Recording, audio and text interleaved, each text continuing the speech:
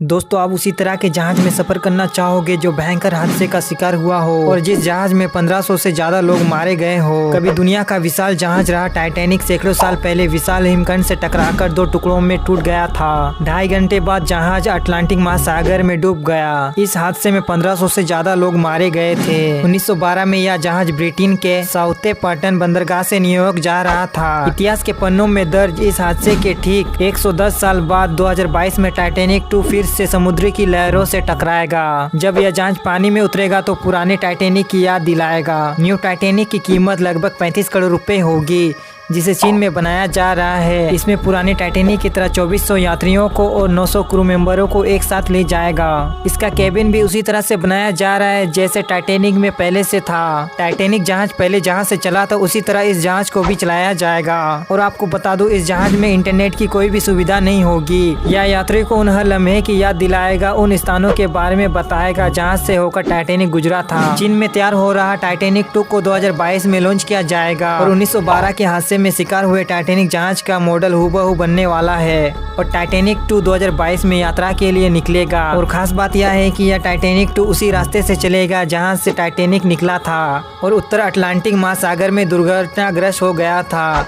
जहाज निर्माता blue star crew का कहना है कि हिमशैल का पता लगाने की तकनीक के साथ ही काफी सारे लाइव बोट होंगे।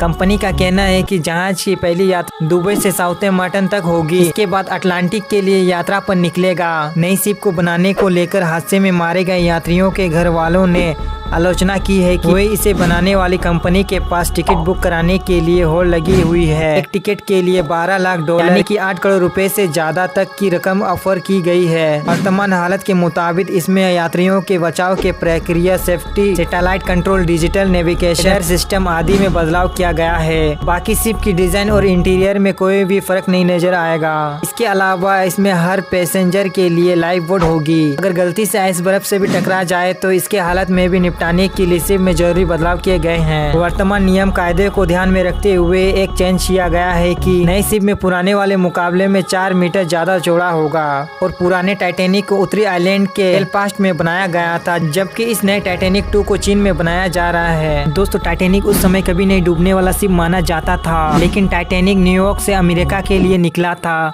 और उस समय लोग टाइटैनिक को बहुत ज्यादा पसंद करते थे। इसीलिए टाइटैनिक आज भी बहुत ज्यादा मशहूर है। लेकिन जो कहा जाता है जैसे भाग्य में जो लिखा है वही होता है। दोस्तों, क्या आप जानते हो कि टाइटैनिक के डूबने के 14 साल पहले ही टाइटैनिक के डूबने के बारे में पता लगा लिया गया था, जो कि एक सच्ची घटना है। लेकिन आखिर ऐसा कैसे मुमकिन हो सकता है? दोस्तों, टाइटैनिक के समुद्र में डूबने के कुछ दिन बाद रॉबर्टसन मॉर्गन की एक नोवेल बहुत ज्यादा लोगों में पॉपुलर हो रहा था, क्योंकि उसी नोवेल में टाइटैनिक के डूबने का राज कई साल पहले लिखा गया था। रॉबर्टसन मॉर्गन के इस नोवेल को लोगों ने एक भविष्यवाणी की तरह मान रहे थे और रॉबर्टसन मॉर्गन ने इस किताब को 1898 में ही पब्लिश कर दिया था। और इस नोवेल में जो कहानी लिखी गई थी वह बहुत हद तक टाइटैनिक के डूबने से मिलता जुलता है। दोस्तों, इस नोवेल में मॉर्गन ने एक लग्जरी शिप के बारे में लिखा था जिसका नाम था टाइटन। असल लाइफ में टाइटन अप्रैल के महीने में आधी रात को एक बर्फ के चट्टान से टकराकर 2 टुकड़ों में टूट गया था। इसी तरह टाइटन जहाज भी मॉर्गन रॉबर्टसन के नोवेल में 14 साल पहले अप्रैल के महीने में आधी रात में एक चट्टान से टकराकर समुद्र में डूब गया था।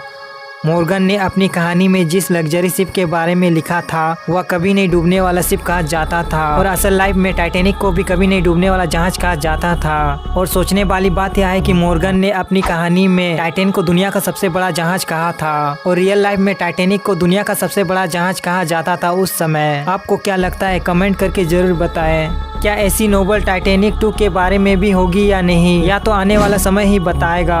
अगर आपको यह इंटरेस्टिंग वीडियो पसंद आए तो हमारे चैनल को प्लीज सब्सक्राइब कर दें।